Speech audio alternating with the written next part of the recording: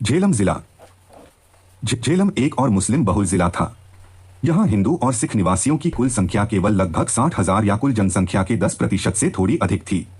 ग्रामीण इलाकों के निवासियों का शरीर मजबूत था और इस जिले को रावलपिंडी के साथ सेना में भर्ती होने का गौरव प्राप्त था। सैन्य पेंशन के रूप में जिले में प्रतिवर्ष बड़ी मात्रा में धन डाला जाता था और जमीन जोतने का थकाऊ काम लोगों के लिए आजीविका का एकमात्र साधन नहीं था। उनका नैतिक ढांचा हालांकि कमजोर था और वे नीच और स्वार्थी विचारों से प्रभावित होने के लिए प्रवृत्त थे। यह धार्मिक भावना या आक्रामक कट्टरवाद नहीं था जिसने उन्हें अपने बीच रहने वाले हिंदू और सिख अल्पसंख्यकों पर हमला करने के लिए प्रेरित किया, बल्कि व्यक्तिगत लाभ की संभावना थी। यह पंजाब के किसी भी अन्य जिले की तुलना में झेलम के लोगों के लिए अधिक सत्य था। मार्च के दंगों ने कुछ ग्रामीण इलाकों को प्रभावित किया और चकवाल तहसील के एक गांव में उस महीने हिंदू सिखों का एक व्यापक नरसंहार हुआ। इस आग में 80 घर जल गए और 30 लोगों की जान चली गई। वारवाल गांव पर भी इसी तरह हमला किया गया। 9 लोग मारे गए और कई अन्य घायल हुए। असल में एक बड़ी मुस्लिम भीड़ आ गई और हिंदू सिखों को इस्लाम अपनाने के लिए मजबूर किया। जिन लोगों ने इनकार किया उनकी हत्या कर दी गई। फिर गांव को लूट लिया गया। गांव में एक सैन्य चौकी तैनात कर दी गई और अगस्त तक कोई और उपद्रव नहीं हुआ। नारंग, मंगवाल, प्रसाला, सर्कल और मिनवाल पर भी इसी तरह हमले किए गए और हिंदू सिखों को इस्लाम स्वीकार करने के लिए मजबूर किया गया। चकवाल पर कई हमले हुए, लेकिन स्थानीय मुसलमानों ने हमलावरों को वापस जाने की सलाह दी। 12 मार्च को कस्बे में सेना तैनात कर दी गई और हालात सामान्य हो गए। झेलम कस्बे में 1996 के दौरान दंगे भड़क उठे। मशीन मोहल्ला के निवासियों पर हमला विशेष रूप से क्रूर था। 25 सितंबर को मशीन गन, रिवॉल्वर और अन्य हथियार लिए हुए सशस्त्र मुसलमानों की एक भीड़ ने हिंदू सिख घरों पर हमला किया। पीड़ितों को इस हमले की चेतावनी दी गई थी और वे मोहल्ला गोविंदपुरा में 5-6 घरों में घुस गए, जिनके दरवाजों पर बैरिकेड लगा दिए गए थे। हमला कई घंटों तक चला और मोहल्ले के कुछ घरों में आग लगा दी गई। मुस्लिम सेना की एक टुकड़ी वहां पहुंची और हिंदू सिखों से कहा कि वे अपनी महिलाओं और लड़कियों को ट्रकों में भरकर सुरक्षित स्थान पर भेज दें। इस निर्देश का पालन किया गया। महिलाओं और लड़कियों का फिर कभी पता नहीं चला। इसके तुरंत बाद हिंदू सिख पुरुषों पर हमला किया गया और एक व्यापक नरसंहार शुरू हुआ। सैकड़ों लोग मारे गए और उनके शवों को झेलम नदी में फेंक दिया गया। कहा जाता है कि इस मोहल्ला में रहने वाले कुल 2000 हिंदू सिखों में से केवल लगभग 300 लोग ही जीवित बचे। इसके बाद घरों को लूट लिया गया और मृतकों की भी तलाशी ली गई और उन्हें लूटा गया। वहाली की सरदारनी लक्ष्मी के बंगले पर हमला किया गया और उन्हें और उनके भाई की पत्नी की एक मुस्लिम भीड़ ने बेरहमी से हत्या कर दी। फिर उनकी पूरी संपत्ति लूट ली गई। चकवाल से 6 मील दूर मुरीद गांव पर 10 सितंबर को हजारों मुसलमानों की भीड़ ने हमला किया। हिंदू सिखों के घरों और दुकानों में तोड़फोड़ की गई, गुरुद्वारे को अपवित्र किया गया और धार्मिक पुस्तकों को जला दिया गया। अपवित्रता के अलावा गुरुद्वारे के अंदर गायों का वध भी किया गया। चकवाल से 8 मील दूर भौन गांव पर 11 अगस्त को हमला किया गया। हमलावर अपने साथ ऊंट, गधे और बैलगाड़ियां लाए थे और भारी मात्रा में लूट का सामान ले गए। फिर हिंदू सिखों से कहा गया कि अगर उन्हें अपनी जान की परवाह है तो वे अपना गांव छोड़ दें। हरनपुर पर 13 अगस्त को हमला किया गया और कहा जाता है कि दादन खां के उपविभागीय मजिस्ट्रेट और एक पुलिस उपनिरीक्षक हमलावरों के साथ आए और लूट का माल बांट लिया। बाद में हरनपुर के निवासियों को सैन्य सुरक्षा के तहत दादन खां शरणार्थी शिविर में पहुंचाया गया। 19 सितंबर को इस शिविर से 5000 शरणार्थी अमृतसर जाने वाली एक ट्रेन में सवार हुए। इस ट्रेन पर रास्ते में कई बार हमले हुए और ज्यादातर यात्री मारे गए। कई लड़कियों और युवतियों का अपहरण कर लिया गया। बलकसार के कुछ निवासियों ने रात में गांव से चोरी करके भागने की कोशिश की। रास्ते में उन पर हमला किया गया और उनमें से 3 की हत्या कर दी गई। कुछ चकवाल पहुंचे और गांव में सैन्य ट्रक भेजने का इंतजाम किया, जिससे बचे हुए हिंदू सिख सुरक्षित बच निकलने में कामयाब रहे। 2 सितंबर को वहाली पर हमला हुआ और सरदार हरि सिंह की बड़ी लियाबेली को जला दिया गया। कहा जाता है कि 40 हिंदू सिखों की हत्या कर दी गई। लहर सुल्तानपुर गांव में सिर्फ एक हिंदू सिख परिवार था। जब वे गांव छोड़ रहे थे तो उन पर हमला किया गया और लूटपाट की गई। अक्टूबर की शुरुआत में दीना के पुलिस सब इंस्पेक्टर ने हिंदू सिखों को गांव छोड़ने का आदेश दिया। उन्हें अपने साथ कुछ भी ले जाने की अनुमति नहीं थी। जब हिंदू सिख मीरपुर पहुंचे तो उन पर एक मुस्लिम भीड़ ने हमला कर दिया और उनमें से कई मारे गए। बचे हुए लोग जम्मू भाग गए और अंततः अमृतसर पहुंच गए। इसके विपरीत यह दर्ज करना उचित है कि पहली गांव में कोई घटना नहीं घटी और मुसलमानों ने हिंदू सिखों को निकालने में मदद की और उनका सामान अपने सिर पर उठाकर उस स्थान तक ले गए जहां ट्रक उपलब्ध थे। हालांकि जकलम में सामान लूट लिया गया। अटोक जिला सिंधु नदी के तट पर बसा एक छोटा सा गांव अटोक ग्रैंड ट्रंक रोड पर पंजाब की आखिरी चौकी है। जब जिले का मुख्यालय कैंपबेलपुर में स्थापित किया गया तो अटोक ने अपना नागरिक महत्व खो दिया और गांव लगभग पूरी तरह से वीरान हो गया। किले में तैनात एक गैरीसन प्रांत की सीमा पर नजर रखने और उस पुल की रखवाली करने के लिए बना रहा जो सिंधु नदी को पार करता है जब उसकी धारा एक संकरी घाटी से होकर बहती है चट्टानी खाया ग्रांड ट्रंक रोड पुल तक घुमावदार रास्ते से जाती है और उत्तर पश्चिम सीमांत प्रांत में प्रवेश करती है। लहरदार रेतीले मैदानों के लंबे लंबे विस्तार जिनमें छोटे छोटे पत्थर से बने गांव बिखरे हुए हैं और जंगली पहाड़ी इलाके हैं। मानसून की बारिश के दौरान अचानक उफान पर आने वाली कई नदियां जिले से होकर गुजरती हैं। वहां झरनों के सुरमय परिवेश में स्थित एक विश्राम गृह और अटक में एक बारादरी सहित कई मुगल इमारतों के अवशेष मौजूद हैं। हसन अब्दाल स्थित पंजा साहिब के सिख तीर्थ स्थल पर भारत के सभी हिस्सों से सिख तीर्थयात्री आते थे। 1941 की जनगणना के अनुसार जिले की जनसंख्या 6.75 लाख थी, जिनमें से अधिकांश 6.11 लाख, जो कि 90.42% है, मुसलमान थे। मार्च 1947 में जिले के पूर्वी भाग के कई गांव रावलपिंडी जिले के ग्रामीण इलाकों में हुई अशांति से प्रभावित हुए थे। 9 मार्च को एक मुस्लिम भीड़ नारे लगाती और ढोल बजाती हुई झारी गांव में घुस गई। हिंदू सिख गुरुद्वारे में शरण लेने के लिए भागे, लेकिन जब उन्हें लगा कि उन पर काबू पा लिया जाएगा तो वे पिछले दरवाजे से निकलकर जंगल में भाग गए। अगली सुबह जब उन्हें पता चला कि भीड़ जा चुकी है तो वे वापस आ गए। उस दोपहर जैलदार ने सभी हिंदू सिखों से इस्लाम धर्म अपनाने को कहा। नाइयों को बुलाया गया और सिखों के बाल कटवाए गए। अगली सुबह नए धर्मांतरित लोगों से गोमांस खाने और अपनी बेटियों की शादी मुसलमानों से करने को कहा गया। गुरुद्वारे के ग्रंथी ने तर्क दिया कि कुरान में इन बातों को मुसलमानों के लिए अनिवार्य नहीं बताया गया है। इस पर धर्मांतरित लोगों पर हमला किया गया और उनमें से 100 से ज्यादा को मार डाला गया। एक निर्माणाधीन कुएं के गड्ढे में लकड़ी के लट्ठे फेंके गए और एक बड़ी आग जलाई गई। कई महिलाओं को इस गड्ढे में फेंक दिया गया और जिंदा जला दिया गया। कई छोटी लड़कियों का अपहरण कर लिया गया। बच्चों को भालों पर चढ़ाकर गांव में प्रदर्शित किया गया। पुलिस उपनिरीक्षक ने गांव परियाल से पूछा, अगर सिख सुरक्षित रहना चाहते हैं तो उन्हें मुसलमान बनना होगा। गुरुद्वारा पंचायत के अध्यक्ष मास्टर ठाकर सिंह ने इनकार कर दिया। अगले दिन एक मुस्लिम भीड़ ने गांव पर हमला कर दिया। मास्टर ठाकर सिंह को पकड़कर उनकी हत्या कर दी गई। उनके शव को भालों पर लादकर गुरुद्वारे ले जाया गया और गुरुद्वारे में मौजूद सिखों से कहा गया कि अगर उन्होंने इस्लाम धर्म नहीं अपनाया तो उनका भी यही हश्र होगा। सिखों ने कुछ अनिच्छा दिखाई और गुरुद्वारे में आग लगा दी गई। मुस्लिम भीड़ ने 100 से ज्यादा लोगों को या तो जिंदा जला दिया या उनकी हत्या कर दी। मिठियाल गांव में कई लोगों की हत्या कर दी गई और 10 बच्चों को जिंदा जला दिया गया। राजार में सिकलिस का सामूहिक नरसंहार हुआ, जिसमें 150 लोगों की मौत हो गई। खकरी में 13 लोगों की हत्या कर दी गई और 2 को जिंदा जला दिया गया क्योंकि उन्होंने इस्लाम धर्म अपनाने से इनकार कर दिया था। फिर बाकी हिंदू सिखों का धर्मांतरण कर दिया गया। चक बकली खान, घकला कला, मियाल, ढालवाली, मोहरा, सिहाल, संघराल, सरोहा आदि में सामूहिक धर्मांतरण हुए। 11 मार्च को एक मुस्लिम भीड़ ने बसलगांव पर हमला किया, जिसमें 4 हिंदुओं की मौत हो गई और 15 घायल हो गए। कई हिंदुओं के घर और दुकानें लूट ली गईं। पड़ोसी गांव किसन पर भी इसी तरह हमला किया गया और कई लोगों की हत्या कर दी गई। बसल पर 13 मार्च को दूसरी बार हमला हुआ और इस हमले में 15 हिंदुओं की जान चली गई। मार्च के दंगों के दौरान जिले के कुल 72 गांवों पर हमला किया गया। बसल रेलवे स्टेशन के पास एक शिविर स्थापित किया गया और पड़ोसी गांवों के हिंदू सिखों ने वहां शरण ली। जब रावलपिंडी का संकट कम हुआ तो अधिकांश शरणार्थी घर लौट गए, लेकिन कुछ जिनका आत्मविश्वास पूरी तरह से डगमगा गया था, शिविर में ही रहे। अगस्त में जब मुस्लिम भीड़ के हमले शुरू हुए तो हिंदू एक बार फिर बसल शिविर में सुरक्षित जगह ढूंढने के लिए दौड़े। बाद में उन्हें वहां स्थित बड़े शिविर में ले जाया गया। कैंप अबेलपुर, लालागंग और पटेहजंग, जहां हिंदू काफी संख्या में रहते थे, सभी पर हमला किया गया। यह दर्ज किया जाना चाहिए कि पंजा साहिब गुरुद्वारे पर हमला नहीं हुआ क्योंकि वह पूरी तरह से सुरक्षित था। ग्रामीण इलाकों में बहुत कम हिंदू बचे थे और साक्ष्य गांवों पर हमलों के केवल 31 मामलों का खुलासा करते हैं। सड़क दुर्घटनाओं की संख्या 8 दर्ज की गई है, जबकि 2 ट्रेनों पर हमला किया गया। तलागांग पर 18 सितंबर की सुबह 5000 मुसलमानों की भीड़ ने हमला किया। कई महिलाओं और लड़कियों जो प्रकृति की पुकार पर खेतों में गई थीं, का अपहरण कर लिया गया।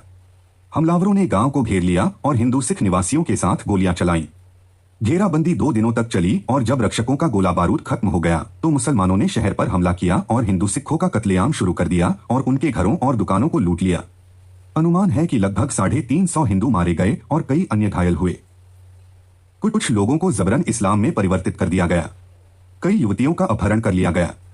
2 दिन बाद बाहिच सेना पहुंची और बचे हुए लोगों को स्थानीय स्कूल में स्थापित एक शिविर में ले जाया गया। पखवाड़े भर बाद उन्हें ट्रक और ट्रेन द्वारा वहां शिविर ले जाया गया, लेकिन जाने से पहले उनसे उनके पैसे और कीमती सामान छीन लिए गए। रास्ते में गोयरा रेलवे स्टेशन के पास हाजरा के खेतों में छिपे मुसलमानों की भीड़ ने ट्रेन पर हमला कर दिया। 11 हिंदू यात्री मारे गए, लेकिन ट्रेन को सुरक्षित वहां पहुंचा दिया गया। लावा के कुछ हिंदू सिख निवासी 3 सितंबर को गांव छोड़कर चले गए। शेष 200 या 250 लोग परिवहन की कोई व्यवस्था नहीं कर सके और उन्हें वहीं रुकना पड़ा। 5 सितंबर को एक मुस्लिम भीड़ ने गांव पर हमला किया, जिसमें कई लोगों की मौत हो गई और अन्य का जबरन धर्म परिवर्तन किया गया। इसके बाद पूरे गांव को लूट लिया गया। 30 अगस्त को फच्चजंग से गुजर रहे हिंदू सिखों के एक काफिले पर हमला किया गया। 20 हिंदू मारे गए और 15 घायल हुए। 5 सितंबर को कोटीगुल पर हमला हुआ। 2 हिंदू मारे गए और 7 घायल हुए। बाकी हिंदू सिखों को जबरन इस्लाम में परिवर्तित कर दिया गया। हिंदुओं की दुकानें लूट ली गईं। तम्मन में लगभग 1000 हिंदू सिख रहते थे। 15 अगस्त को मुसलमानों की एक भीड़ ने गांव के पश्चिमी हिस्से में कुछ हिंदू घरों पर हमला किया और उन्हें लूट लिया। 12 हिंदू मारे गए। तब जैलदार ने घोषणा की कि हिंदुओं को पाकिस्तान में रहने का कोई अधिकार नहीं है और उन्हें गांव छोड़ने के लिए तैयार हो जाना चाहिए। मियांवई से पठानों की एक भीड़ वहां पहुंची और स्थानीय मुसलमानों से लूट में हिस्सा मांगा। झड़प हुई और हिंदू बचने का मौका देखकर गांव से भाग गए। पुलिस ने उनका पीछा किया, जिसने हमले की योजना बनाने में प्रमुख भूमिका निभाई थी, और उनसे उनका सारा कीमती सामान छीन लिया गया। अंततः वे इलागान पहुंचे, जहां से उन्हें वहां ले जाया गया। सादे कपड़ों में बलूच सैनिकों के एक दल ने 29 सितंबर को एमईएस के हिंदू कर्मचारियों के बैरकों पर धावा बोल दिया। बरामदे में सो रहे 11 हिंदुओं को घसीटकर बगल के एक खेत में ले जाया गया और उन पर हमला किया गया। पहले एक गोरखा के हाथ काट दिए गए और फिर उसे मार डाला गया। इन 11 में से केवल एक ही बच पाया। बाकी 10 के शव अगले दिन खेतों में पड़े देखे गए। फिर शहर के सभी हिंदू सिखों को इकट्ठा करके एक गुरुद्वारे में ले जाया गया, जहां एक शिविर स्थापित किया गया था। शरणार्थियों को कोई रसद नहीं दी गई और उनके पास खाने के लिए एकमात्र गुरुद्वारे में पड़े भुने हुए चने के कुछ बोरे थे। 15 दिन बाद शरणार्थियों को रेलवे स्टेशन जाने के लिए तैयार होने के लिए कहा गया, जहां भारत जाने वाली एक ट्रेन उनका इंतजार कर रही थी। सामान के लिए कोई वाहन उपलब्ध नहीं कराया गया और शरणार्थियों को छोटे पैकेटों के अलावा कुछ भी ले जाने की अनुमति नहीं थी। 29 सितंबर को कैंपबेलपुर से हिंदू सिखों को वहां ले जा रहे ट्रकों के एक काफिले पर कैंपबेलपुर से 2 मील दूर एक मुस्लिम भीड़ ने हमला कर दिया। सैन्य अनुरक्षण दल ने इस हमले को रोकने के लिए कोई कदम नहीं उठाया। कहा जाता है कि अनुरक्षण दल के प्रभारी यूरोपीय अधिकारी ने कुछ गोलियां चलाईं, लेकिन मुस्लिम सैनिक हमले के मूक दर्शक बने रहे। कहा जाता है कि इस घटना में 200 से अधिक हिंदू सिखों की जान चली गई। खौखौर, पिंडी घेब, फटजंग और फिंड सिल्तानी से आने वाले सड़क काफिलों पर भी हमले किए गए। मियांवाली जिला सिंधु नदी के किनारे स्थित एक लंबी और संकरी पट्टी वाला बूट के आकार का इलाका है। यह एक मुस्लिम बहुल जिला था और कुल जनसंख्या का 86.16% मुस्लिम थे। 11 मार्च को पड़ोसी गांवों से कई हजार मुसलमानों की भीड़ शहर को लूटने के इरादे से मियांवाली पहुंची। हालांकि डिप्टी कमिश्नर इस भीड़ को वहां से जाने के लिए मनाने में कामयाब रहे। वापसी में उन्होंने कुछ हिंदू सिखों को मार डाला, लेकिन सितंबर तक जिले में कोई गंभीर समस्या नहीं हुई। अगस्त के महीने में कई ट्रेनों को रोककर तलाशी ली गई और कुछ छिटपुट चाकूबाजी की घटनाएं भी हुई। एक और गंभीर घटना 26 अगस्त को पैखली रेलवे स्टेशन पर एक सिख अधिकारी कैप्टन ग्रेवाल की हत्या थी। पड़ोसी जिलों में हुई घटनाओं ने मियांवाली में दहशत फैला दी थी और 30 अगस्त को डिप्टी कमिश्नर ने जिले से हिंदू सिखों को निकालने की अपनी योजना की घोषणा की। उन्होंने अलग अलग गांवों के लिए अलग अलग तारीखें तय की। यह घोषणा मुसलमानों को अराजकता के लिए प्रोत्साहित करती प्रतीत हुई, क्योंकि उन्हें लगा कि जाने वाले हिंदू और सिख पूरी तरह से उनकी दया पर निर्भर हैं। पूरे जिले में हमला करने की एक पूर्व निर्धारित योजना के कुछ संकेत मिलते हैं। 2 सितंबर को लगभग 20 गांवों पर मुस्लिम भीड़ ने हमला किया और 3 सितंबर को कई और गांवों में भी उपद्रव फैल गया। एक घुड़सवार दूत वान बचरन पर हमले की खबर लेकर आया और जब सैन्य सहायता भेजी गई तो मुस्लिम गुंडे पड़ोसी गांव शादिया में घुस गए और कई हिंदुओं को मार डाला। उनका शादिया तक पीछा किया गया और वान बचरन में फिर से उपद्रव शुरू हो गया। 3 सितंबर को अल्लुहवाली गांव के 2 घरों पर हमला किया गया। निवासियों से बड़ी रकम देने को कहा गया और जब उन्होंने इनकार किया तो उन्हें गोली मार दी गई। फिर उनके घरों को लूट लिया गया। 6 सितंबर को हिंदू अपने घर छोड़कर जमुना दास नाम के एक व्यक्ति के घर पर इकट्ठा हो गए, इस उम्मीद में कि वे एक जगह से बेहतर तरीके से अपना बचाव कर पाएंगे। मुसलमानों ने घरों को लूटा और इस तरह घर खाली कर दिए। अगली सुबह मियांवाली ट्रेन कई मुस्लिम गुंडों को लेकर आई, जो स्थानीय मुसलमानों के साथ मिल गए और रेलवे स्टेशन के पास एक सराय में शरण लिए हुए कुछ हिंदुओं पर हमला कर दिया। उनमें से 25 को मार डाला और उनका सारा सामान लूट लिया। बचे हुए लोग इस्लाम स्वीकार करने के लिए राजी हो गए और उन्हें रमजान अरैन की मस्जिद ले जाया गया। एक नाई को बुलाया गया और उसने हिंदू सिखों के सिर मुंडवाने शुरू कर दिए ताकि वे मुस्लिम रूप धारण कर सकें। हालांकि पुलिस के सहायक उपनिरीक्षक को नए धर्मांतरित लोगों पर भरोसा नहीं था और उसके उकसावे पर मस्जिद से बाहर निकलते ही कई लोगों को मार डाला गया। शरणार्थियों को ले जा रही एक ट्रेन इसी समय पहुंची और सैन्य सीवीएस कोर्ट ने कुछ बचे हुए हिंदुओं को बचाया। 3 सितंबर को बीचल पर हमला हुआ। मुख्य बाजार को लूटा गया और जला दिया गया और फिर हिंदू सिखों का एक व्यापक नरसंहार शुरू हो गया। यह पूरी रात चलता रहा और गांव में तैनात मुस्लिम सैनिकों ने लूटपाट और हत्या में हिस्सा लिया। 1 लाख से ज्यादा लड़कियों का अपहरण कर लिया गया। सुबह कुछ शवों को जला दिया गया और कुछ को क्षतविक्षत कर दिया गया। उन्हें एक कुएं में फेंक दिया गया और बची हुई लड़कियों से इस्लाम अपनाने के लिए कहा गया। बाद में कई धर्मांतरित लड़कियों को मार दिया गया। अपहरित लड़कियों में से एक ने अपनी पीड़ा बताते हुए कहा कि उसके साथ बेहद अमानवीय तरीके से बलात्कार किया गया और उसे एक आदमी से दूसरे आदमी के पास तब तक भेजा जाता रहा जब तक कि वह पूरी तरह से अपनी संवेदनाएं खो नहीं गई। 4 सितंबर को कुंडियन पर तहसीलदार और स्थानीय लंबरदारों के नेतृत्व में मुसलमानों की एक विशाल भीड़ ने हमला किया। स्कूल के प्रधानाध्यापक और राष्ट्रीय रक्षक दल के सदस्य गुंडों की मदद और प्रोत्साहन करते देखे गए। कई घरों को आग लगा दी गई और 100 से ज्यादा हिंदू सिखों को मार डाला गया। पिपलान में हिंदू सिखों को म्यांवाली ले जाने के एक नासमझ उद्देश्य से रेलवे स्टेशन तक ले जाया गया। वे उम्मीद से प्लेटफार्म पर खड़ी 3 बोगियों में भीड़ लगा रहे थे, लेकिन इंजन भाप बनकर उड़ गया। बोगियां पीछे छूट गईं और इराकेलर चलाने की कोशिश कर रहे लोगों पर मुस्लिम भीड़ ने हमला कर दिया और उन्हें भेड़ों की तरह मार डाला। मारी सिंधु और आसपास के गांवों से हिंदू सिख शरणार्थियों को ले जा रही एक ट्रेन पर 12 सितंबर को दाऊद खेल में हमला किया गया और लूटपाट की गई। सैन्य सुरक्षा बल ने बस हवा में कुछ गोलियां चलाईं। 6 सितंबर को हरनतड़ी गांव को खाली कराने की तारीख तय की गई। उस दिन दोपहर 2:30 बजे एक मुस्लिम भीड़ इकट्ठा हुई और हिंदू सिखों पर हमला कर दिया। हिंदुओं ने पहले से तैयार किए गए हमलों से खुद को बचाया और कुछ हमलावरों को गोली मार दी। इसकी खबर म्यांवाली तक पहुंचाई गई और डिप्टी कमिश्नर को बताया गया कि हिंदुओं ने मुसलमानों पर भयानक अत्याचार किए हैं और मस्जिद जला दी है। हरनोली में शांति बहाल करने के लिए बलूच सेना की एक टुकड़ी और कई टैंक भेजे गए। म्यांवाली के हिंदू निवासियों ने इन टैंकों को गुजरते देखा और अपने सहधर्मियों के साथ होने वाले हश्र को देखकर सिहर उठे। मिलिशिया ने गांव के चारों ओर घेरा बना लिया और हिंदू गढ़ों पर हमला किया। उन्हें उड़ा दिया गया और शहर को लूट लिया गया। सड़कें लाशों से अटी पड़ी थीं और कुछ बलूच सैनिकों ने बेहद अमानवीय बर्बरता की। पुरुषों को पेड़ पर लटका दिया गया और उन्हें गोली मार दी गई। छोटे बच्चों को जमीन पर पटक दिया गया या उनके अंग नोच दिए गए। छोटी बच्चियों के साथ भयानक तरीके से बलात्कार किया गया और फिर उनकी हत्या कर दी गई। भक्कर पर 3 बार हमला हुआ। 3 सितंबर को एक मुस्लिम भीड़ ने कस्बे को घेर लिया और कई घरों में आग लगा दी। लगभग 10 हिंदू सिख मारे गए।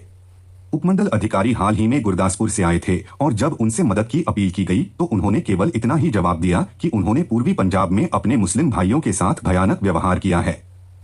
पुलिस निरीक्षक ने कहा कि उन्होंने पूर्वी पंजाब में सब कुछ खो दिया है और उन्हें भक्कर के हिंदुओं को पीड़ित देखकर कोई दुख नहीं है।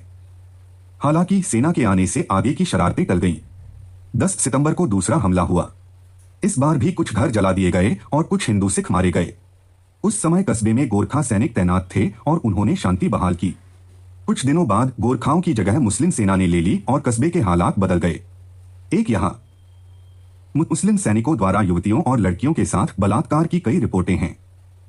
8 अक्टूबर को मुस्लिम सेना को जाना था और उस दिन भक्कर के लोगों पर एक ग्रेड और बड़े पैमाने पर हमला किया गया। मुस्लिम सेना को गुंडों की मदद करते देखा गया और पूरे दिन लूटपाट जारी रही। इसमें जानमाल का काफी नुकसान हुआ। कई घरों में आग लगा दी गई और 300 से ज्यादा लोग मारे गए। दरिया खान में 2 अक्टूबर को एक मुस्लिम भीड़ ने शहर पर हमला किया। हिंदू सिखों को मुसलमानों की ऊपरी पहाड़ी पर एक घर में रखा गया। सैनिकों ने पहरा दिया। रात के दौरान घर पर एक मुस्लिम भीड़ ने हमला किया और कई 100 लोग मारे गए। एक सैन्य गार्ड ने केवल गोलियां चलाईं। उनमें से कुछ ने तो अपने संरक्षण में लोगों पर भी गोलियां चलाईं। हसन शाह में बड़े पैमाने पर हत्या और लूटपाट हुई। म्यांवाली में सितंबर के अंत तक शांति रही। हालांकि डिप्टी कमिश्नर ने 15 सितंबर को एक आदेश पारित किया था कि सभी हिंदू सिखों को अपने हथियार डाल देने चाहिए। कुछ दिनों बाद जब गवर्नर ने शहर का दौरा किया तो उन्हें इस मामले से अवगत कराया गया, लेकिन हिंदू सिख संभावित हमले से बचाव के किसी भी साधन के बिना वहीं रहे। कई हिंदू सिख डिप्टी कमिश्नर के घर के पास स्थापित एक शिविर में चले गए। 28 सितंबर की शाम को उनके शिविर पर हमला किया गया। उसी रात शहर पर हमला किया गया और यह हमला 3-4 दिनों तक जारी रहा। बाजार की दुकानों में तोड़फोड़ की गई और आग लगा दी गई। कुछ ही देर में पूरा शहर जलता हुआ प्रतीत हुआ। एक प्रत्यक्षदर्शी ने कहा, मैं अपने परिवार के सदस्यों और लगभग 200 अन्य हिंदू सिखों के साथ एक सुनसान घर में शरण ले रहा था। मुस्लिम भीड़ ने हमें घेर लिया और हमें चेतावनी दी कि या तो हम इस्लाम धर्म अपना लें वरना हमें मौत के घाट उतार दिया जाएगा और हमारी महिलाओं को गांवों में ले जाया जाएगा। हम सभी इस्लाम धर्म अपनाने के लिए सहमत हो गए। के बावजूद हम सभी को घसीटकर बाहर निकाला गया और हमारी महिलाओं के साथ हमारी मौजूदगी में छेड़छाड़ और अपमान किया गया। उनकी तलाशी ली गई और उनके आखिरी गहने भी छीन लिए गए और उनमें से कई को पीटा गया। बाहर आने पर हमने देखा कि एक बड़ी मुस्लिम भीड़ सेना के साथ वहां खड़ी थी और महिलाओं और कुंवारी लड़कियों को जबरन सैन्य ट्रकों में लादा जा रहा था। पूरा शहर भयावह रूप धारण कर चुका था और सड़कें मृतकों के ढेर से भरी थीं। हमें मस्जिद जाते समय लाशों पर चलना पड़ा। हमारी मौजूदगी में कई छोटे बच्चों को दीवारों से टकराया गया। दूध पीते बच्चों को उनकी बाहों से छीन लिया गया। उनकी मांओं को टुकड़े टुकड़े कर दिया गया था। गुंडे और मुस्लिम भीड़ सेना के साथ मिलकर नरसंहार और लूटपाट में व्यस्त थे।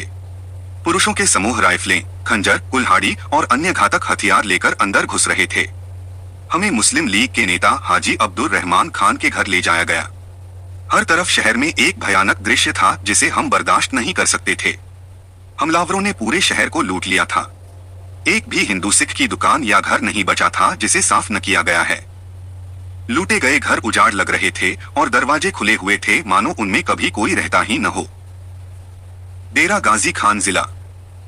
मुस्लिम लीग का महत्व और एक विशेष रूप से मुस्लिम धर्म शासित पाकिस्तान राज्य की स्थापना का उसका कार्यक्रम डेरा गाजी खान के सुदूर जिले में लगभग अज्ञात था। सिंधु नदी बाहरी प्रभावों के विरुद्ध एक अवरोधक का काम करती थी। जिले में कोई रेल मार्ग नहीं है और लोगों के लिए परिवहन एक मसम मोटर, ट्रक, बैलगाड़ी या ऊंट ही उपलब्ध हैं। नदी के विभिन्न स्थानों पर कई नावें चलती हैं और सर्दियों के महीनों में नाव पुल मुगलतारगढ़ तक पहुंच प्रदान करता है। गर्मियों के महीनों में जब सिंधु नदी में पानी का स्तर बढ़ जाता है तो नाव को तोड़ा जाता है और स्टीमर द्वारा पार किया जाता है। अन्य राजनीति अधिकारों द्वारा प्रेरित और नियंत्रित होती थी, जिनमें सबसे महत्वपूर्ण धारी जाति का मुखिया था। वह यूनियनिस्ट पार्टी का सदस्य था। कुछ सतत मंत्री का पद भी संभाला था। उन्होंने जिले में शांति बनाए रखने के लिए खुद को झोंक दिया और उनका प्रभाव एक मजबूत स्थिरता कारक था। उपायुक्त और पुलिस अधीक्षक ने भी समय पर कार्रवाई की और कानून व्यवस्था को नियंत्रित करने के लिए कार्रवाई की और कस्बों और शरणार्थी शिविरों की सुरक्षा और ग्रामीण इलाकों में गश्त के लिए गोरखा सेना भेजी।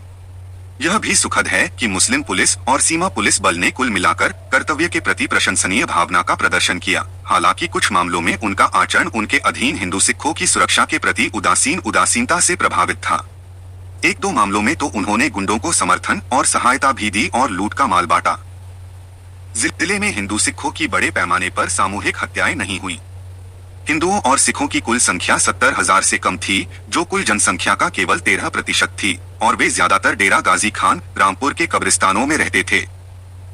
राजनपुर और तौसा गांवों में कुछ बिखरे हुए परिवार ग्रामीण वाणिज्य और व्यापार का प्रबंधन करते थे। जब सिंधु नदी के पार अशांति की खबर डेरा गाजी खान तक पहुंची और अशांति के संकेत दिखाई देने लगे, तो इन अलग थलग इलाकों को खाली कर दिया गया और हिंदू सिख अपेक्षाकृत सुरक्षित स्थानों पर चले गए। उनके जाते ही मुसलमानों ने पीछे छोड़ी गई पूरी संपत्ति लूट ली। कुछ बाहरी गांवों में हिंदू सिख निवासियों पर हमला किया गया और उन्हें जबरन इस्लाम में परिवर्तित कर दिया गया। विरोध करने वालों को मौत के घाट उतार दिया गया। कुछ मामलों में डेरा गाजी खान या राजनपुर जा रहे शरणार्थियों पर रास्ते में हमला किया गया और लूटपाट की गई। गांवों में आगजनी की कुछ घटनाएं हुई, लेकिन ये तब रुक गईं जब किसी ने एक कथित आधिकारिक घोषणा को प्रचलन में ला दिया कि हिंदू सिखों की संपत्ति पाकिस्तान की है और उसे नष्ट नहीं किया जाना चाहिए। जिले में कुल जनहानि बहुत अधिक नहीं हुई, हालांकि हिंदू सिखों को उनकी लगभग सारी संपत्ति से वंचित कर दिया गया। कई लड़कियों का अपहरण कर लिया गया और बाद में उन्हें बरामद कर लिया गया। धर्मांतरित लोगों को समय रहते सुरक्षा के साथ भारत ले जाया गया। आश्चर्यजनक रूप से अराजकता का पहला प्रकोप छोटी में हुआ, जो लघारी सरदार का मुख्यालय था। कहा जाता है कि सरदार का पुत्र मोहम्मद खान इस उपद्रव के लिए जिम्मेदार था। कई हिंदू सिखों का नरसंहार किया गया और जो बच गए उन्हें इस्लाम में परिवर्तित कर दिया गया। कोटला मुगलान पर सितंबर की शुरुआत में एक मुस्लिम भीड़ ने हमला किया और 5 हिंदुओं की जान चली गई। कई और घायल हुए और हिंदुओं के घरों में तोड़फोड़ की गई और कुछ दुकानों को जला दिया गया। शेष हिंदू सिख आबादी को इस्लाम अपनाने के लिए मजबूर किया गया और उनमें से प्रत्येक का खतना किया गया। छोटी जरीन के हिंदू सिख निवासियों ने 30 अगस्त को अपना गांव छोड़ दिया और संपत्ति की देखभाल के लिए 17 युवकों को छोड़े। 31 अगस्त को एक मुस्लिम भीड़ पर हमला किया और इनमें से 8 युवकों को मार डाला। फिर उन्होंने उनके शवों पर मिट्टी का तेल छिड़ककर उन्हें जला दिया। हिंदुओं की दुकानों और घरों को पूरी तरह लूट लिया गया। वाहोवा के आसपास के गांवों के निवासी अपने घर छोड़कर वाहोवा में इकट्ठा हो गए। कुछ समय तक वहां रहे और अंततः उन्हें दकरा सिंहा खान आइवो भेजा गया, जहां से मुजफ्फरगढ़ और भारत ले जाया गया। 13 सितंबर को दल में एक भीड़ के हमले में 40 हिंदू सिखों की जान चली गई। पुलिस के एक उपनिरीक्षक ने मृतकों को खदेड़ दिया और बचे लोगों को ट्रकों में डेरा गाजी खान पहुंचाया। 3 सितंबर को गजनिया पर भीड़ ने हमला किया। 7 लोग मारे गए और 7 घायल हुए। डोगरा सैनिकों के पहुंचने से और जानमाल की हानि नहीं हुई और बचे लोगों को दकरा गाजी खान ले जाया गया। 30 अगस्त को ममोरी पर एक मुस्लिम भीड़ ने हमला किया था। कई लोग मारे गए और 4 लड़कियों का अपहरण कर लिया गया। शेष हिंदू सिखों को जबरन इस्लाम में परिवर्तित कर दिया गया। 8 दिन बाद उन्हें सेना ने बचा लिया और डेरा गाजी खान ले जाया गया। 31 अगस्त की शाम को चाह पटोली वाला गांव के कई हिंदू सिख निवासी एक मुस्लिम भीड़ को गांव की ओर आते देख खेतों की ओर भागे। हिंदुओं के घरों और दुकानों को लूट लिया गया, जबकि उनके मालिक रात खेतों में छिपकर बिता रहे थे। अगली सुबह वे समीना भाग गए, जहां से पुलिस उन्हें डेरा गाजी खान ले गई। तुलकमान, काशा, धींगाना, गदाईक, पारो और हरनंद गांवों को भी इसी तरह लूटा गया। हर गांव में कुछ बदमाशों की जान गई और बड़े पैमाने पर लूटपाट हुई। गरुथा शर्की में लगभग 100 घर और 1 दर्जन दुकानें हिंदू पाल के स्वामित्व में। अगस्त के अंत में पड़ोसी गांव सुकर और दानी मुसलमानों ने हमला कर दिया। मंगरुहा शर्की के सभी वासी गए और 3 सितंबर को अपनी दुकानों और घरों में ताला लगाकर गांव छोड़ दिया। उन्होंने तौसा थाने में शरण ली। जैसे ही वे वहां से निकले, उनके घरों को तोड़ दिया गया और लूट लिया गया। एक सुनार जो पीछे रह गया था, उसकी हत्या कर दी गई। अगले दिन पुलिस बल का एक दफेदार आया और पुलिस अधीक्षक को मामले की सूचना दी। मंगरुथा शर्की के सभी निवासियों को सुरक्षित रूप से डेरा गाजी खान पहुंचाया गया। बस्ती झोंक के एक हिंदू निवासी हाफिज नूर हसन की 31 अगस्त को हत्या कर दी गई और उनकी संपत्ति लूट ली गई। अगले दिन 4 अपराधियों को पकड़कर जेलदार के सामने पेश किया गया, जिन्होंने मामले की सूचना पुलिस को दी। चोरी की गई संपत्ति का कुछ हिस्सा अपराधियों से बरामद किया गया। चोरहट्टा गांव में घुड़सवार पुलिस बल के पहुंचने से हिंदू सिखों को मुस्लिम भीड़ के हमले से बचाया गया। 3 सितंबर की शाम को मेहरावाला गांव पर सबसे क्रूर हमला हुआ। कई पुरुषों की हत्या कर दी गई और कुछ महिलाओं के साथ बलात्कार किया गया। 4 लड़कियों को गिरफ्तार कर लिया गया। वहां बड़े पैमाने पर लूटपाट हुई और दुकानों में आग लगा दी गई। बचे लोगों को इस्लाम स्वीकार करने के लिए मजबूर किया गया और सभी पुरुषों का खतना कर दिया गया। अगले दिन गोरखा सेना पहुंची और बचे हुए लोगों को बचाया। 9 सितंबर की शाम को एक बड़ी भीड़ राजनपुर की ओर आती दिखाई दी। गोरखा सेना ने उन्हें खदेड़ दिया और उनमें से एक, जो गोरखा सैनिकों द्वारा चलाई गई गोली से घायल हो गया था, पकड़ लिया गया और उस पर मुकदमा चलाया गया। राजनपुर के पास शायद इस जिले की सबसे बड़ी त्रासदी हुई। 2 अक्टूबर को 13 ट्रकों का एक काफिला, जिसमें 400 से ज्यादा हिंदू सिख लोग थे, रोजन से राजनपुर के लिए रवाना हुआ। इस काफिले के साथ एक मुस्लिम सैन्य अनुरक्षक भी था। जाने से पहले पुलिस उपनिरीक्षक ने सभी शरणार्थियों की तलाशी ली और उनकी नकदी और कीमती सामान छीन लिया। रोजन से कुछ मील दूर काफिले पर मुसलमानों की भीड़ ने हमला कर दिया। राजनपुर के 2 वकील जो शरणार्थियों को बाहर निकालने के लिए रोजन गए थे, काफिले के साथ थे और उनमें से एक ने अपना बचाव करते हुए अपनी जान दे दी। इस काफिले के कुल 46 लोग मारे गए और 60 घायल हुए। 7 लड़कियों को बहलाकर ले जाया गया। सैन्य अनुरक्षण दल पर आरोप है कि उसने इस काफिले पर हमला करने में मुस्लिम भीड़ की मदद की। 8 सितंबर को ऊंट पर सवार होकर वाहोवा जा रहे कई हिंदू सिखों पर हमला किया गया। उनमें से 9 मारे गए और उनकी संपत्ति लूट ली गई। अक्टूबर के अंत में ताउसा से 12 हिंदुओं को लेकर जा रहे एक ट्रक पर पीर अदल के पास हमला किया गया और उसे लूट लिया गया। कुछ यात्री मारे गए। 6 अक्टूबर को वाहोवान से डेरा गाजी खान जा रहे एक लॉरी पर एक मुस्लिम भीड़ ने हमला किया और लोगों को मारा। पैगा से डेरा गाजी खान जहे एक लॉरी हमला गया और उसे लूट लिया गया। कई राज के गांवों में जानमाल का बहुत कम या कोई नुकसान नहीं हुआ, लेकिन नासी का बंधन पर्तन कराया गया और उनकी संपत्ति लूट ली गई। बहावलपुर राज्य। बहावलपुर एक मुख्यतः मुस्लिम राज्य था और अप्रैल और मई 1947 के महीनों में लाहौर, रावलपिंडी और मुल्तान की घटनाओं की खबरों और देश के विभाजन की लगातार मांग ने हिंदू सिखों में असुरक्षा की भावना को जन्म दिया। बड़ी संख्या में लोग राज्य छोड़कर चले गए। हालांकि वे घर लौट आए क्योंकि राज्य में शांति बनी रही और उनके मुस्लिम पड़ोसियों ने उन्हें सुरक्षा का आश्वासन दिया।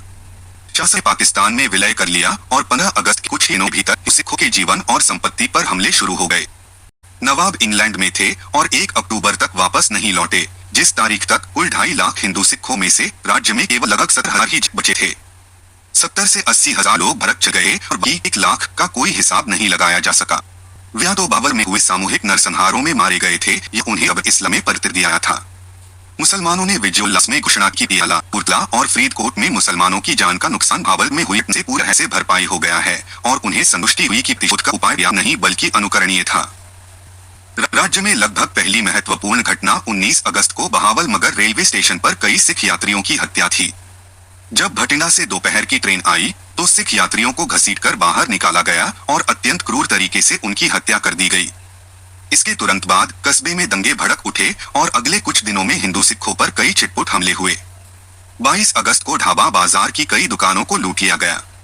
26 अगस्त को सेना की मदद से मुस्लिम गुंडों ने हिंदू सिखों के जीवन और संपत्ति पर एक दृढ़ और बड़े पैमाने पर हमला किया। कस्बे में कर्फ्यू लगा दिया गया, लेकिन इससे नरसंहार नहीं रुका क्योंकि मुसलमानों ने आदेश की अवहेलना की और सड़कों पर बेखौफ घूमते रहे, हत्या, लूटपाट और आगजनी करते रहे।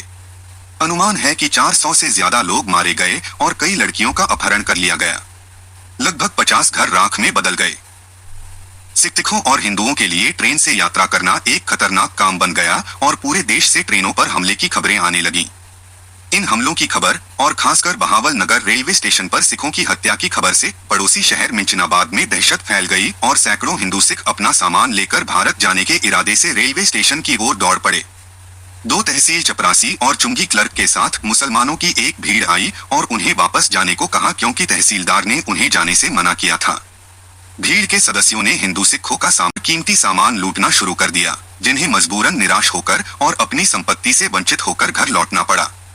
बाद में शाम को मिंचनाबाद के मुस्लिम निवासियों ने स्थानीय पुलिस की मदद से हिंदुओं की दुकानों को लूटना शुरू कर दिया। अगले दिन भी लूटपाट जारी रही, घरों और दुकानों के ताले तोड़े गए, मवेशियों को भगाया गया और पूरी तरह से अराजकता की स्थिति पैदा हो गई। शाम को पुलिस उपनिरीक्षक वहां पहुंचा और हवा में कई राउंड फायरिंग करके शांति बहाल करने की कोशिश की। उसने कुछ बदमाशों को गिरफ्तार भी किया। अगले कुछ दिनों तक अपेक्षाकृत शांति रही और हिंदू सिख 100-200 के समूहों में शहर छोड़कर जाने लगे। लोगों को पुलिस और उनके साथ चल रही सेना को भारी रिश्वत देनी पड़ी। लगभग 300 लोगों का आखिरी जत्था 24 सितंबर को रवाना हुआ। वे अपना सामान 59 बैलगाड़ियों में लादकर ले जा रहे थे। काफिले को बीकानेर राज्य की सीमा के पास रोक दिया गया और एक क्रूर और परेशान करने वाली तलाशी ली गई, जिसमें कई कीमती सामान और गहने छीन लिए गए, महिलाओं के साथ छेड़छाड़ की गई और एक युवती का अपहरण कर लिया गया। बीकानेर के अधिकारियों से शिकायत की गई, जिन्होंने तुरंत जवाबी कार्रवाई करते हुए लड़की को वापस मिलने तक मुस्लिम काफिले को आगे जाने से मना कर दिया। सौभाग्य से समझदार सलाह कामयाब रही, अपहरित लड़की को वापस पा लिया गया और दोनों काफिले अपने रास्ते पर आगे बढ़ पाए। अकेले छोड़ दिए जाने पर मिंचनाबाद के मुसलमानों ने हिंदू सिख संपत्ति में जो कुछ भी बचा था उसे लूट लिया और मंदिरों और गुरुद्वारों को अपवित्र कर दिया। 18 अगस्त को कई हजार मुसलमानी भीड़ ने इलाहाबाद शहर पर हमला किया। हमलों ने हिंदू दुकान को लूटना शुरू कर दिया और सड़कों पर मिलने वाले हर हिंदू और सिख की हत्या दी। हिंदू तहसीलदार को संदेश भेजा गया कि अगर हिंदू इस्लाम अपनाने को तैयार हो जाए तो उनकी जान बख्शी जाएगी। विचार विमर्श किया गया और मुसलमानों द्वारा रखी गई शर्तों को स्वीकार का निर्णय लिया गया। कई सौ हिंदुओं को एक चुने हुए स्थान पर ले जाया गया और उनका धर्म परिवर्तन किया गया। अगले दिन एक मुस्लिम राज्य अधिकारी आया और उसने पूछा कि क्या हिंदू अपनी इच्छा से धर्म परिवर्तन के लिए सहमत हुए हैं। उसका रवैया सहानुभूतिपूर्ण प्रतीत हुआ और हिंदुओं ने जवाब दिया कि उन्हें ऐसा करने के लिए मजबूर किया गया था। इस पर मुसलमानों ने धर्म परिवर्तन करने वालों पर हमला करने की तैयारी की, लेकिन राज्य अधिकारी ने गुंडों के नेता को गिरफ्तार कर लिया और अपने सैनिकों को आदेश दिया कि अगर मुसलमान अशांति फैलाने की कोशिश करें तो उन पर गोली चला दें। हिंदू सिखों को एक शिविर में ले जाया गया और अंततः उन्हें वहां से निकाला गया। 20 अगस्त को मिट्टी रोया पर एक मुस्लिम भीड़ ने हमला किया। राज्य बलों द्वारा सहायता प्राप्त लगभग 20 हिंदू सिख मारे गए और 10 घायल हुए। उनके घरों को लूट लिया गया। आगे की उत्पातकारी कार्रवाई कुछ ब्रिटिश सैन्य अधिकारियों के आने से रुक गई। 1000 सशस्त्र मुसलमानों की भीड़ ने गोठ मेहरो गांव पर हमला किया और हिंदू सिखों से अपनी सारी नकदी और कीमती सामान सौंपने का आह्वान किया। जब यह मांग पूरी हो गई तो मुसलमान इस डकैती के दुर्भाग्यपूर्ण पीड़ितों पर टूट पड़े और उनका कत्लेआम शुरू कर दिया। कुछ महिलाओं ने एक कुएं में कूदकर आत्महत्या कर ली। कई ग्रामीण भाग गए और बाहर खेतों में छिप गए। लूटपाट और हत्याएं आधी रात तक जारी रहीं और सुबह फिर शुरू हो गईं। इस नरसंहार के दौरान 200 से ज्यादा हिंदू सिख मारे गए। बचे हुए कुछ लोगों ने औपचारिक रूप से इस्लाम धर्म अपना लिया। छोटे लड़कों का खतना किया गया, 4 ICEF पकाया गया और सबको परोसा गया। खानकाह मुबारक में लगभग 600 हिंदू सिखों को मार डाला गया। उनके मजारों को अपवित्र किया गया और लगभग 100 लड़कियों को उठा ले जाया गया। एक छोटे लड़के की मां उसे बचाने के लिए दौड़ी और अपने सारे गहने एक हत्यारे बदमाश को दे दिए। उस आदमी ने गहने छीन लिए और एक पाश्विक हंसी के साथ लड़के को उसकी मां की आंखों के सामने कुल्हाड़ी से टुकड़े टुकड़े कर दिया। 20 अगस्त को फिरोजपुर से एक मुस्लिम पुलिस उपनिरीक्षक मंडी सादिकगंज आया और यह खबर फैला दी कि उसे उसके घर से निकाल दिया गया है और सिखों ने मस्जिदों में अपने घोड़े बांधकर उन्हें अपवित्र कर दिया है। बहावल नगर में सिख यात्रियों के नरसंहार के एक दिन बाद आई यह कहानी हिंदू सिख जीवन और संपत्ति पर एक बड़े हमले का संकेत थी, जो 4 दिनों तक जारी रहा। मुस्लिम सेना ने इस हमले में भाग लिया और कई निर्दोष हिंदुओं और सिखों को गोली मार दी, जिन्होंने शहर से भागने की कोशिश की। गुरुद्वारों और मंदिरों को अपवित्र किया गया। सभी हिंदू सिख घरों, दुकानों और कारखानों को बेरहमी से लूटा गया। बहावलपुर में ही अगस्त के अंत में अशांति के संकेत देखे गए। एक मुस्लिम भीड़ शिक्षा मंत्री के घर के सामने इकट्ठा हुई और वहां से साबल शाह के मंदिर की ओर बढ़ी। भीड़ का नेतृत्व एक कसाई बख्शा कर रहा था, जो घोड़े पर सवार था। जब भीड़ मंदिर के सामने पहुंची तो बख्शा नीचे उतरा और मंदिर के पुजारी की हत्या कर दी। फिर भीड़ शहर में घुस गई और कल्लाधारी प्रतिमाओं को तोड़ दिया। राज्य के अन्य हिस्सों में अशांति की खबरें आने लगीं और यह अफवाह फैलने लगी कि बहावलपुर के हिंदू सिखों पर 13 सितंबर को बड़े पैमाने पर हमले की योजना बनाई गई है। सभी समुदायों के सदस्यों वाली एक शांति समिति ने शहर में शांति बनाए रखने की कोशिश की, लेकिन 12 सितंबर को मुस्लिम सदस्य इस समिति की बैठक में शामिल नहीं हुए। अगले दिन खबर आई कि मुस्लिम दर्जियों ने अपनी सिलाई मशीनें हिंदू दुकानों से हटा ली हैं, जहां वे आमतौर पर रखी जाती थीं। रात 9 बजे हॉक बाजार की मस्जिद से चीख पुकार सुनाई दी। इसके तुरंत बाद कई हिंदू सिख घरों से आग की लपटें उठती दिखाई दी। जलते हुए घरों से बाहर भागे मालिकों को सेना ने गोली मार दी। अगले 2 दिनों में उपद्रव और भी व्यापक हो गया और उसकी तीव्रता भी बढ़ गई और बहावलपुर शहर में 3 दिनों तक हत्या, लूटपाट और आगजनी होती रही। अनुमान है कि लगभग 1000 हिंदू सिखों की जान चली गई और 2000 से ज्यादा घायल हुए। लगभग 40 दुकानें और घर आग से नष्ट हो गए। बचे हुए हिंदू सिखों को फिर एक शिविर में ले जाया गया और अंततः भारत भेज दिया गया। बहावलपुर राज्य की सबसे बुरी घटना 26 सितंबर को भट्टियां कैंप से निकले सिखों के एक काफिले का नरसंहार था। कैंप में 2000 से ज्यादा पुरुष, महिलाएं और बच्चे रह रहे थे और जब उन्हें ट्रेन से निकालना असंभव हो गया तो एक मजिस्ट्रेट और एक सैन्य अधिकारी के नेतृत्व में एक पैदल काफिला भेजा गया। मुस्लिम कर्नल की नियुक्ति की व्यवस्था की गई। काफिला जैसलमेर राज्य के लिए रवाना हुआ। पहले पड़ाव पर सैन्य अनुरक्षक ने कीमती सामान और नकदी की पूरी तरह से अनधिकृत तलाशी ली। शरणार्थियों ने इसका विरोध किया और सेना ने उन पर गोलियां चला दी। लगभग 40 लोग मारे गए।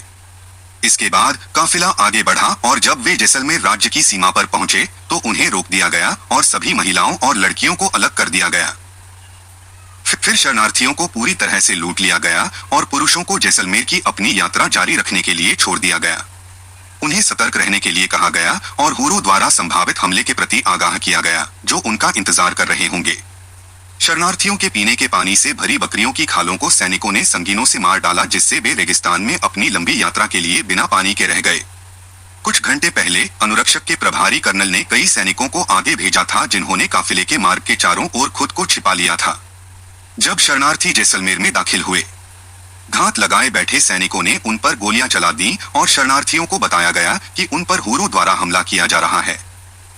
बचे हुए अनुरक्षक ने हुरों पर गोली चलाने के बहाने शरणार्थियों पर गोलियां चलानी शुरू कर दी और लगभग पूरा कारवां इस तरह तबाह हो गया। महिलाओं और लड़कियों को ले जाया गया और ऑफिसर कमांडिंग को लूट का एक बड़ा हिस्सा और सबसे सुंदर अपहरित लड़कियां मिली। बाद मजिस्ट्रेट को निलंबित कर दिया गया और कमांडिंग ऑफिसर को हिरासत में लिया गया। इसके तुरंत बाद उन्हें रिहा कर दिया गया और उनके खिलाफ आगे भी कार्रवाई नहीं की गई। हासिलपुर एक और जगह थी जहां सिखों की जान का नुकसान बहुत ज्यादा था। 26 अगस्त को इस गांव एक विशाल मुस्लिम भीड़ ने हमला किया, जिसने 400 से ज्यादा हिंदुओं को मारा और लगभग पूरी हिंदू सिख संपत्ति को आग लगा दी। कई युवतियों का अपहरण कर लिया गया। इनमें से कुछ को बाद में वापस किया गया। बची हुई लड़कियों को जबरन इस्लाम में परिवर्तित दिया गया। इन्हें अंततः एक ब्रिटिश अधिकारी ने बचाया। ऐसे भी गाथे जब हम या कोई जनहानि नहीं हुई, क्योंकि हिंदू सिखों को पूरी तरह दबा गया और तुरंत इस्लाम धर्म अपनाने के लिए तैयार हो गए।